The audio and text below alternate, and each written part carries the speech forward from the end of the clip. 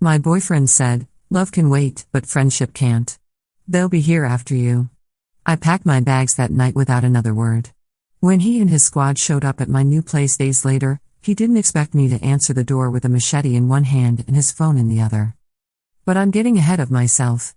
Let me tell you how I went from trusting the wrong person to becoming someone I barely recognize, and why I'm still looking over my shoulder 3 months later.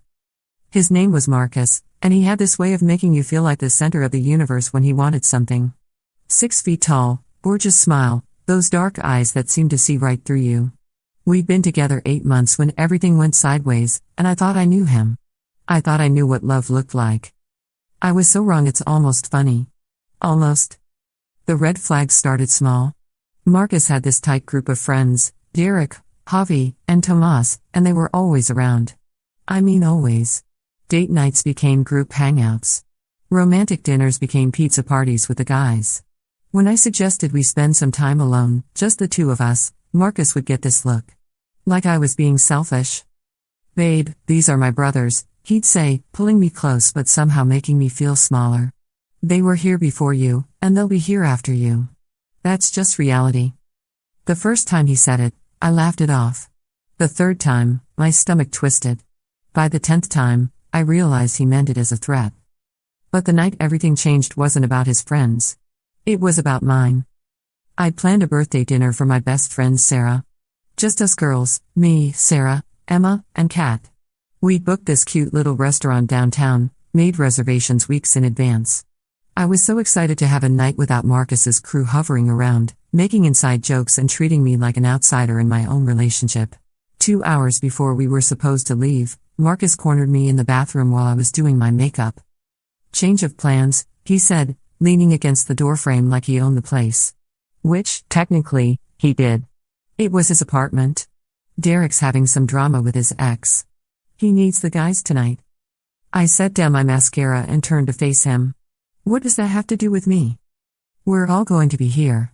Pizza, beer, probably gonna be a late night." He shrugged like it was no big deal. "You should cancel dinner." "Cancel?" The word came out sharper than I intended. "Marcus, this is Sarah's birthday. I've been planning this for weeks. And Derek's been my best friend for 10 years. His voice got that edge it always did when I pushed back. "Love can wait, but friendship can't. They'll be here after you." There it was. That phrase that made my blood run cold every single time. I stared at him in the mirror, watching his reflection behind mine. He looked so casual, so sure of himself. Like he'd just told me the weather forecast instead of ranking me dead last in his life. "You know what?"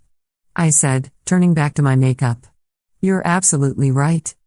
He blinked, clearly not expecting me to agree so easily. "Oh. Good. I'll order the pizzas." "No." I capped my mascara with more force than necessary. "You're right that they'll be here after me. So let me make this easy for everyone." I walked past him into the bedroom and pulled my suitcase out of the closet. Marcus followed, his confusion turning to alarm as I started throwing clothes into the bag. Whoa, what are you doing?" "Leaving." I didn't look at him. Couldn't look at him. If I looked at him, I might lose my nerve, and I needed to do this clean. "You've made your priorities pretty clear. I'm not going to keep pretending I'm okay being an option." "Elena, come on. You're being dramatic." I laughed, but it didn't sound like me. It sounded bitter and broken. "Dramatic? Marcus, you just told me to cancel my best friend's birthday dinner so I could sit around and watch you and your buddies drink beer and talk about Derek's relationship problems. And when I said no, you literally told me that your friends matter more than I do." "That's not what I said." "That's exactly what you said." I zipped up the suitcase and finally looked at him. He actually looked hurt, which would have been funny if it wasn't so infuriating. "And you know what? You were right. They will be here after me. Because I won't be here at all." I grabbed my purse, my keys, and my suitcase. Marcus was still standing there like a statue when I walked out the door. Sarah's birthday dinner was exactly what I needed. Good food, better friends, and 3 hours of not thinking about Marcus. I told the girls what happened, and they were appropriately outraged on my behalf. "Good for you," Emma said, raising her wine glass. "That guy was toxic." "So toxic," Kat agreed. "Remember when he made you leave book club early because the guys wanted to go see that stupid action movie?" I did remember. I remembered a lot of things I'd let slide because I thought that's what love looked like. Compromise. Sacrifice. Putting someone else's needs first. But love is supposed to be mutual, isn't it? After dinner, I drove to the extended stay hotel near the airport. It wasn't glamorous, but it was clean and quiet, and most importantly, it was mine. I sat on the bed and called my sister. "I left Marcus," I said as soon as she picked up. "Thank God," Lisa said without missing a beat. "I was wondering when you'd figure out he was garbage. You could have said something. Would you have listened?" She had a point. I probably wouldn't have. Sometimes you have to figure these things out yourself, even when everyone around you can see the truth clear as day. I spent the next few days looking at apartments and trying to figure out my next move. Marcus called and texted constantly. First angry, then apologetic, then angry again. I ignored all of it. I was done. By Thursday, I'd found a place. A little one-bedroom apartment in a complex across town. Nothing fancy, but it had good lighting and a security system, and most importantly, it was available immediately. I signed the lease that afternoon and spent Friday moving what little stuff I had. I was expecting the emotional breakdown to hit me, but it didn't. Instead, I felt light. Like I'd been holding my breath for months and could finally exhale. That feeling lasted exactly 3 days. Sunday evening, I was unpacking kitchen supplies when someone knocked on my door. Hard, aggressive knocks that made me jump and nearly drop the coffee mug in my hands. I looked through the peephole and my stomach dropped straight to my shoes. Marcus stood there with Derek, Javi, and Tomas behind him. All 4 of them looked wound up, angry. Marcus was holding something in his hand. It took me a second to realize it was his phone. They'd found me? I backed away from the door, my heart hammering so hard I could hear it in my ears. How had they found me? I'd been careful. I hadn't told anyone where I was except Lisa, and she would never. The knocking started again, louder this time. "Elena." Marcus's voice was muffled by the door but still clear enough to make my skin crawl. "I know you're in there. We need to talk." "Go away, Marcus," I called back, surprised by how steady my voice sounded. "We have nothing to talk about. You have something that belongs to me." That made me pause. I looked around the apartment, trying to think of what he could possibly mean. I'd taken my clothes, my books, my personal stuff. I hadn't stolen anything. "I don't have anything of yours." "My phone, Elena." His voice was closer to the door now. "You took my phone." I blinked. Then I looked down at the coffee table where 2 phones sat side by side. Mine and... Oh. I must have grabbed the wrong phone when I left his apartment. They were the same model, same color case. In my emotional state, I picked up both phones without thinking. "I'll mail it to you," I said. "No." The door handle rattled like he was trying to open it. "We're talking about this now. You don't get to just disappear and keep my property." I said, "I'll mail it to you. Now leave, or I'm calling the police." There was silence for a long moment. Then I heard Derek's voice, low and urgent. "Dude, maybe we should just..." "No," Marcus cut him off. "She doesn't get to do this. She doesn't get to walk away and take my stuff and act like she's the victim here." My hands were shaking now. This wasn't the Marcus I thought I knew. This was someone else entirely. Someone angry and unpredictable and standing outside my door with 3 other men. I grabbed my phone, my actual phone, and started to dial 911. But then I heard something that made me freeze. The soft scrape of metal on metal. Like someone was trying to pick the lock. "Marcus, what are you doing?" That was Javi, sounding nervous. "Just getting my property back," Marcus replied. "She wants to play games? Fine. We'll play games." The scraping continued. I stared at the door, paralyzed. He was actually trying to break in? He was trying to break into my apartment. That's when something shifted inside me. The fear was still there, but underneath it was something else. Something that felt like molten metal in my chest. Rage. I set the phone down without dialing and walked to the kitchen. My knife block was still packed, but I'd unpacked my camping gear earlier, including the machete I use for clearing brush on hiking trails. I picked it up, testing the weight in my hand. It was sharp. I kept it sharp. The scraping at the door stopped. Then I heard Marcus's voice, triumphant, "Got it." The door started to open. I walked back to the living room, machete in one hand, Marcus's phone in the other. By the time he pushed the door fully open and stepped inside, I was standing right there waiting for him. The look on his face when he saw me was worth every second of terror I'd just experienced. Marcus froze in the doorway, his eyes locked on the machete. Behind him, I could see Derek, Javi, and Tomas backing away from the door. "Oh my." Derek started, then seemed to remember where he was. "Marcus, man, this is crazy. Let's just go." "You wanted your phone?" I said, holding it up. My voice was eerily calm. "Here's your phone." I tossed it to him. He caught it reflexively, never taking his eyes off the blade in my other hand. "You broke into my apartment, Marcus." I used my key." His voice cracked slightly. "You took my phone." "I accidentally grabbed the wrong phone." "There's a difference." I took a step forward, and all four of them took a step back. "You committed breaking and entering. Over a phone I was going to mail back to you." "Elena, put the knife down." Marcus was trying to sound authoritative, but I could hear the fear underneath. "You're scaring everyone." "Good." I smiled, and I could see him flinch. "You should be scared. You just broke into a woman's apartment with 3 other men. That's terrifying behavior, Marcus. That's predator behavior." "I'm not a predator." "Then why are you here?" My voice was getting louder now, all that calm evaporating. "Why didn't you just ask for the phone back like a normal person? Why did you track down where I live and show up with backup and break into my home?" He didn't have an answer for that. None of them did. "Get out," I said. "All of you. Get out of my apartment and don't come back." "Elena, get out." They scrambled backward so fast that Tomas actually tripped over his own feet. Marcus was the last to leave, and he paused in the doorway like he wanted to say something. "Don't," I said, raising the machete slightly. "Just don't." He left. I slammed the door behind them and immediately flipped the deadbolt. Then I slid the chain lock.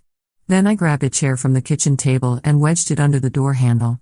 Only then did I allow myself to shake. I called the police after they left, but honestly, I didn't expect much to come of it. And I was right. The responding officer was polite but basically useless. "You said he used a key?" Officer Martinez asked, pen poised over his notepad.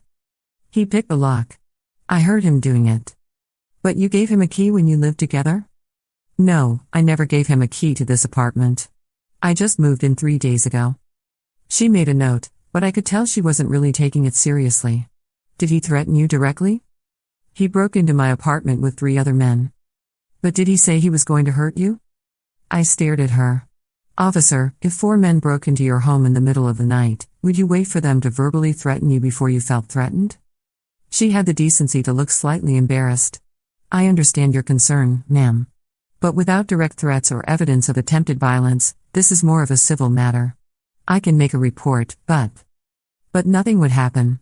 I knew it, and she knew it, and we both knew that I knew it. After she left, I called the locksmith. He came out that night, cost me double for the emergency call, but it was worth it. New locks, new keys, new sense of security. Sort of. I also called my sister. "I'm coming over," Lisa said as soon as I finished telling her what happened. "You don't have to, Elena. 4 men broke into your apartment. I'm coming over."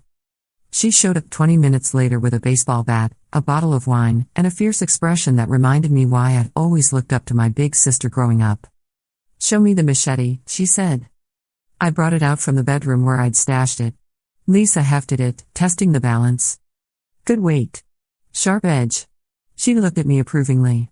"You did good, little sister. Most people freeze up in situations like that." I thought I was going to freeze up. But then I just didn't. "That's because you're stronger than you think you are." She set the machete down on the coffee table. "But we're not taking any chances. I'm staying tonight, and tomorrow we're going shopping." "Shopping?" "Security cameras.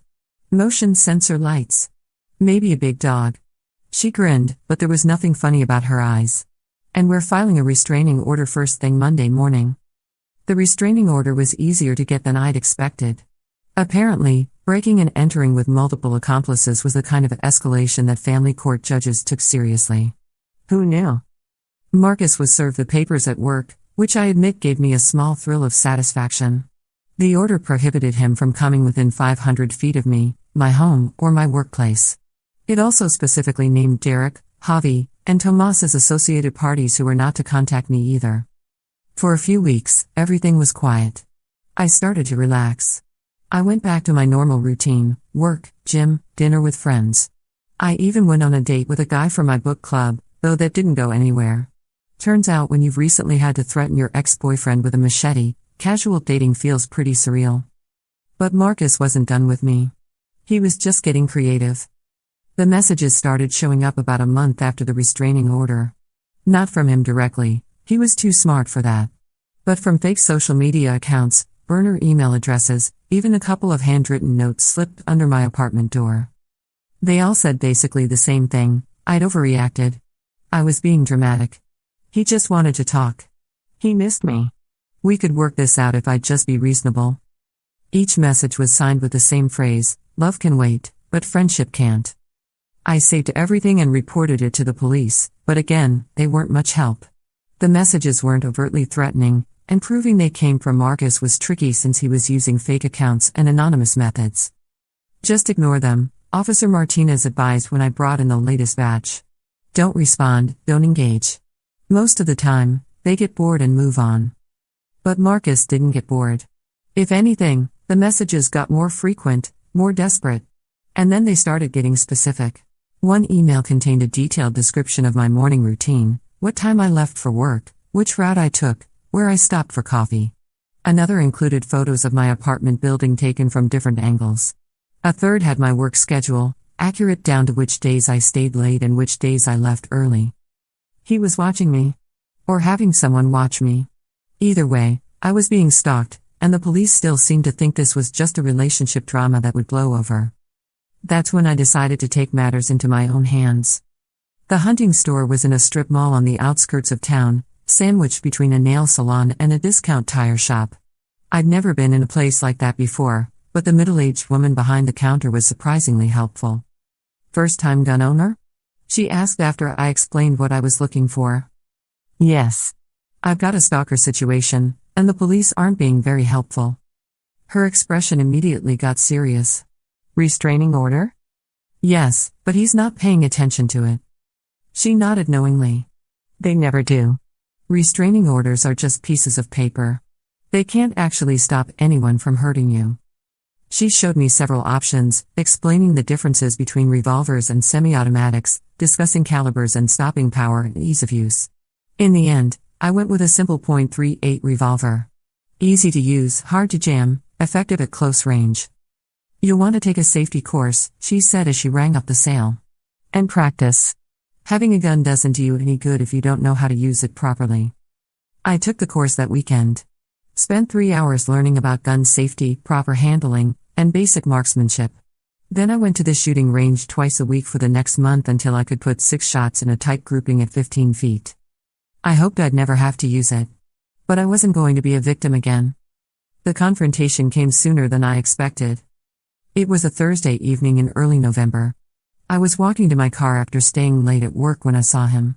Marcus was leaning against my car, arms crossed, looking like he'd been waiting for a while. My hand immediately went to the purse where I now kept the revolver. I'd gotten a concealed carry permit the week before, and I'd been carrying it everywhere since then. "Elena." He straightened up as I approached. "We need to talk." "No, we don't." I stopped about 10 feet away from him. "You're violating the restraining order just by being here. That restraining order is garbage, and you know it." He took a step toward me. "I never hurt you. I never threatened to hurt you. You completely overreacted to everything." "I overreacted?" I couldn't help but laugh. "Marcus, you broke into my apartment with 3 other men because I accidentally took your phone. In what universe is that not threatening behavior?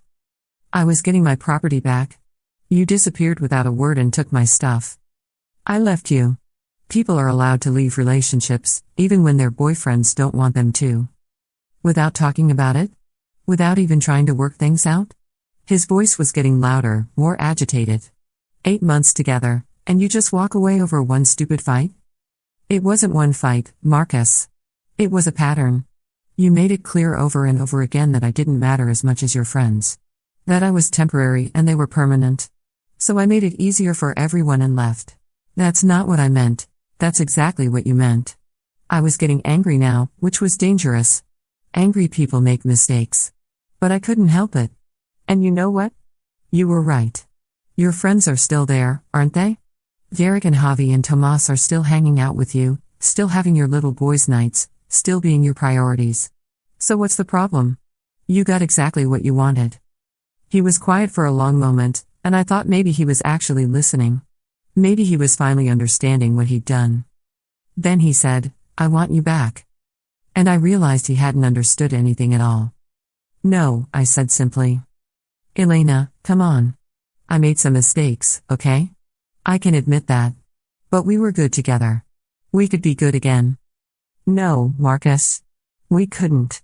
Because you haven't changed. You're still the same person who told me that love can wait but friendship can't. You're still the same person who broke into my apartment. You're still the same person who's been stalking me for the past month." His face went through several expressions in rapid succession: confusion, denial, and finally, anger. "I haven't been stalking you." "Really?"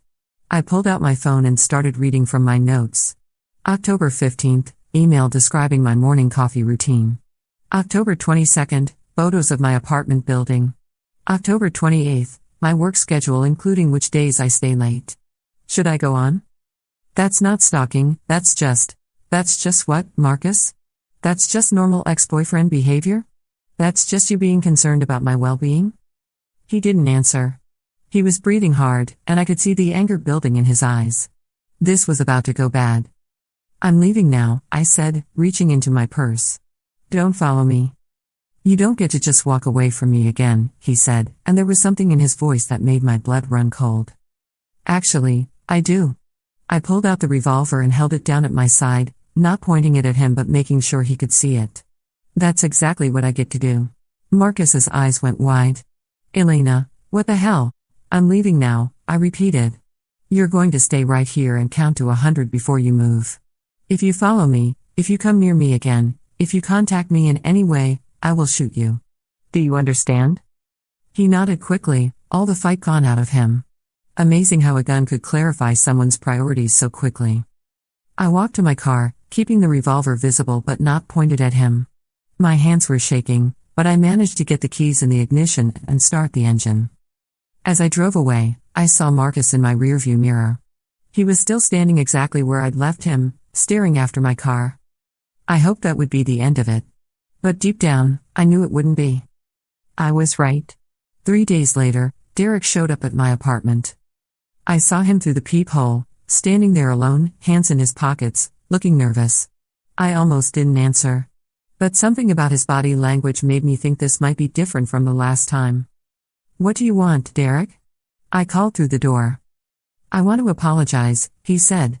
"For the other night. For all of it." "Okay. Apology accepted. You can leave now." "Elena, please. I need to tell you something. About Marcus." That made me pause. "What about Marcus?" He's not handling this well. The breakup, the restraining order, what happened in the parking lot Thursday night." Derek's voice was muffled by the door, but I could hear the concern in it. "I think he's having some kind of breakdown." Despite myself, I was curious. "What do you mean?" "He hasn't been to work in 3 days. He's not answering his phone. When I went to check on him yesterday, his apartment was trashed. Like, completely destroyed. Holes punched in the walls, furniture overturned, the whole place reeked like he'd been drinking for days." I felt a chill run down my spine. "Derek, why are you telling me this?" "Because I think he's going to do something stupid. And I think you might be in danger." The words hit me like a punch to the gut. I'd been so focused on protecting myself from direct confrontation that I hadn't really considered what Marcus might do if he completely lost it. "What kind of something stupid?" I asked. "I don't know. But he keeps talking about how you humiliated him. How you made him look weak in front of his friends. And he's been asking weird questions about your routine, your apartment, your security setup." My blood turned to ice water. "What kind of questions?" "Like whether you have cameras. Whether your building has security. What time you come and go." Derek paused. "Elena, I think he's planning to break in again. But I don't think he's just looking to talk this time." I stepped back from the door, my mind racing. If Derek was right, if Marcus was really planning something violent, I needed to act fast. Derek, I need you to listen to me very carefully, I said. I need you to call the police right now and to tell them everything you just told me. I can't do that. Marcus is my friend. Marcus is dangerous. I cut him off. If you really think he's going to hurt me, then you need to do something about it. Because I'm not going to just sit here and wait for him to make his move. There was silence for a long moment. Then Derek said, "What are you going to do?" I looked around my apartment. At the security cameras Lisa had helped me install. At the motion sensor lights outside my windows. At the baseball bat leaning against the wall and the machete on the coffee table and the revolver in my purse. Whatever I have to do, I said. Derek must have called the police, because 2 officers showed up at my apartment an hour later. Not Officer Martinez this time, but 2 younger cops who actually seemed to take the situation seriously. We did a welfare check on Mr. Valdez, one of them told me. His apartment was concerning. Signs of a struggle or tantrum, significant property damage, empty alcohol bottles. He wasn't there, but based on what his friend told us and what we saw, we're taking this as a credible threat. What does that mean, exactly? It means we're going to increase patrols in this area. It means if you see him or anyone associated with him, you call 911 immediately. And it means you should consider staying somewhere else for a few days while we try to locate him. I thought about it, but ultimately decided against leaving. This was my home. I'd worked hard to build a life here, and I wasn't going to let Marcus chase me away from it. I'm staying, I told them. But I'm armed, and I know how to use it. The older cop nodded approvingly. Good. Just remember, if you have to use it to stop the threat. Don't hesitate, don't warn him, don't try to wound him. If the situation is bad enough that you need to draw your weapon, it's bad enough that you need to end the threat permanently. His words stayed with me long after they left. Marcus made his move 2 nights later. I was asleep when the motion sensor lights outside my bedroom window came on, flooding the room with harsh white light. I woke up instantly, every nerve in my body screaming danger. I grabbed the revolver from the nightstand and crept to the window. The apartment complex was quiet, but I could see a figure moving between the parked cars below. Male, medium build, wearing dark clothes and a baseball cap pulled low over his face. It could have been anyone. But I knew it was Marcus. I watched him circle the building, testing doors and windows on the ground floor. When he found them all locked, he looked up toward the 2nd floor, toward my apartment. Even from that distance, even in the dim light, I could see the expression on his face. It was focused, determined, and completely without the warmth or humor I'd once thought I loved. This wasn't my ex-boyfriend having a breakdown. This was a predator hunting his prey. I grabbed my phone and called 911. This is Elena Reyes at 1247 Oak Gardens Drive, apartment 2B, I whispered. The subject of restraining order number 45891B is outside my building. He appears to be trying to break in. Units are on the way, ma'am. Are you in a secure location? For now. But he's trying to find a way up to my apartment. Stay on the line with me. Don't hang up. I watched Marcus disappear around the back of the building. A few minutes later, I heard a scraping sound coming from the direction of my patio door. My apartment was on the 2nd floor, but the building was built into a hill. The back patio was only about 8 feet off the ground, and there was a dumpster right below it that someone determined could definitely use to climb up. Someone like Marcus. I crept through the apartment toward the back door, revolver in one hand, phone in the other. The scraping sound was getting louder. He's trying to climb up to my patio, I whispered to the 911 operator. Officers are 2 minutes out. Stay away from the doors and windows. But I couldn't just hide and hope the police got here in time. Not when I could hear Marcus grunting with effort as he pulled himself up onto my patio. I positioned myself in the hallway where I had a clear view of the patio door but plenty of cover if things went bad. Then I waited. The patio door handle rattled. Then there was a sharp crack as Marcus broke the glass near the lock. He's breaking in, I whispered to the 911 operator. Officers are 1 minute out. 1 minute might as well have been 1 hour. Marcus reached through the broken glass and unlocked the door. It slid open with a whisper of sound, and he stepped into my apartment. He was bigger than I remembered. Or maybe fear was making him seem bigger. He had something in his hand, it took me a second to realize it was a crowbar. Elena, He called out in a sing-song voice that made my skin crawl. I know you're here. Your car's in the parking lot. Time to stop playing games. I raised the revolver, steadying my grip with both hands the way I'd been taught at the range. The phone fell to the floor with a soft thud. Marcus heard it and turned toward the sound. When he saw me standing there with the gun pointed at his chest, his expression went through the same progression it had that night he'd broken in before. Confusion, then fear, then anger. But this time, the anger won. You think that scares me? He said, taking a step forward. You think I'm afraid of little Elena with her little gun? Don't come any closer, Marcus. Or what? You'll shoot me? He laughed, but there was nothing funny about it. You won't shoot me. You're not a killer, Elena. You're just a scared little girl playing dress-up. He took another step forward, raising the crowbar. I warned you, I said. Yeah? Well, love can wait, but friendship can't. And my friends think you need to learn some respect. He rushed me. I pulled the trigger. The sound was louder than I expected, even with all my practice at the range. Marcus stopped mid-charge, looking down at his chest in surprise. There was a spreading red stain on his dark shirt. He dropped the crowbar and took a stumbling step backward. You shot me, he said, like he couldn't quite believe it. I warned you, I repeated. Marcus looked at me, then at the blood on his hands, then back at me. For just a moment, his face went soft, and I saw a flash of the man I'd once thought I loved. Then his legs gave out, and he collapsed. I stood there for what felt like hours but was probably only seconds, watching him bleed on my living room floor. Part of me wanted to help him, to call an ambulance, to do something to save his life. But a bigger part of me, the part that remembered him breaking into my home, stalking me, threatening me, felt nothing but cold satisfaction. The police arrived 30 seconds later, followed by paramedics who managed to stabilize Marcus long enough to get him to the hospital. He survived, though he'll walk with a limp for the rest of his life. The shooting was ruled justified self-defense. Marcus was charged with breaking and entering, stalking, and violation of a restraining order. He took a plea deal and got 18 months in prison. Derek, Javi, and Tomas all testified that Marcus had been talking about teaching me a lesson for weeks. Apparently, his friendship with them wasn't as solid as he'd thought. When faced with the choice between loyalty and prison time, they chose to tell the truth.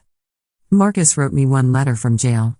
It was 3 pages of self-pity and blame, ending with his familiar refrain, love can wait, but friendship can't. When I get out, my friends will still be here. What will you have? I never wrote back. But if I had, I would have told him that I have something he'll never understand, peace. That was 3 months ago. I'm still in the same apartment, though I've made some modifications. Better locks, better security system, and yes, I still carry the revolver. I probably always will. I go to therapy now, which helps with the nightmares and the hypervigilance and the complicated feelings about shooting someone I once cared about. Dr. Chen says it's normal to have mixed emotions about defending yourself against someone you once loved. That trauma and relief can coexist.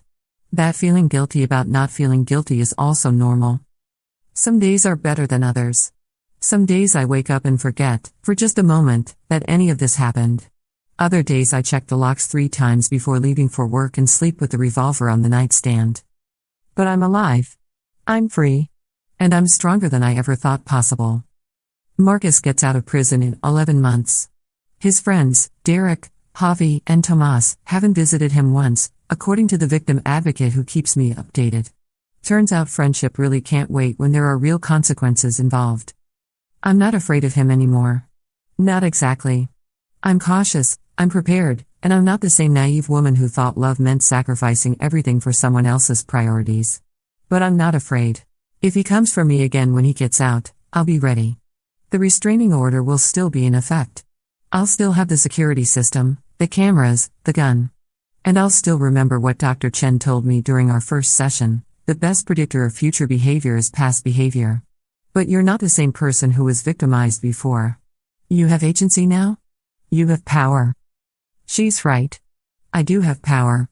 The power to set boundaries and enforce them. The power to walk away from people who don't value me. The power to protect myself when walking away isn't enough. Sometimes I think about what would have happened if I'd stayed with Marcus. If I'd accepted his priorities and his dismissiveness and his belief that I was temporary while everything else in his life was permanent. I probably would have married him eventually. Had kids with him. Spent years trying to earn a place in his life that he'd already told me I could never have. Instead, I learned something valuable: when someone tells you who they are, believe them the first time. Marcus told me I didn't matter as much as his friends. He told me love could wait but friendship couldn't. He told me I was temporary. He was right about one thing, though. Love can wait. It waited while I learned to love myself enough to leave. It waited while I learned to set boundaries and enforce them.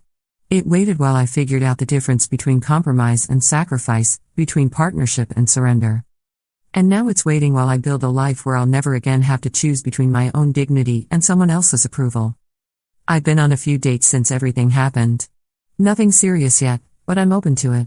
The difference is that now I know what red flags look like. I know what healthy relationships feel like. And I know that the right person will never make me feel like I have to earn my place in their life. The right person will know that love and friendship aren't competing priorities. That caring about someone means making space for all the important people in their life, not ranking them in order of importance. The right person will understand that love can wait is exactly backward. Love can't wait. Love is urgent and present and immediate. Love is showing up. Love is prioritizing. Love is making someone feel like they matter. Everything else can wait. As for Marcus's friends, the ones who were supposedly more important than I was, more permanent, more valuable, they've all moved on with their lives. Derek got married last month. Javi moved to another state for work. Tomas started dating someone new and spends all his time with her now. Funny how those eternal friendships turned out to be just as temporary as I was supposed to be. Funny how loyalty evaporated the moment there were real consequences. Funny how brotherhood didn't extend to visiting someone in prison or testifying on his behalf. But I guess that's what happens when your relationships are built on convenience rather than genuine care. When your bonds are forged in good times but never tested in bad ones. I don't hate Marcus anymore. I don't love him either. Mostly, I feel sorry for him. He threw away something real for something he thought was more valuable, and he ended up with nothing. He chose the temporary over the permanent and lost both. Me? I chose myself. And that choice led me to real friends, real peace, real strength. It led me to Lisa bringing me soup when I'm sick and Sarah remembering my birthday and Emma texting me funny memes when she knows I'm having a bad day. It led me to a life where I matter. Where my feelings are valid. Where my boundaries are respected. Where love doesn't have to wait for anything. So if you're reading this and recognizing yourself in my story, if someone in your life is telling you that you're not as important as their friends, their hobbies, their convenience, I want you to know something: they're telling you the truth about how they see you. Believe them. And then choose yourself instead. Pack your bags. Change your locks. Learn to use a machete if you have to. But choose yourself. Because you matter. Your feelings matter. Your boundaries matter. And love, real love, doesn't wait. It shows up. It prioritizes. It chooses you back. Everything else can wait.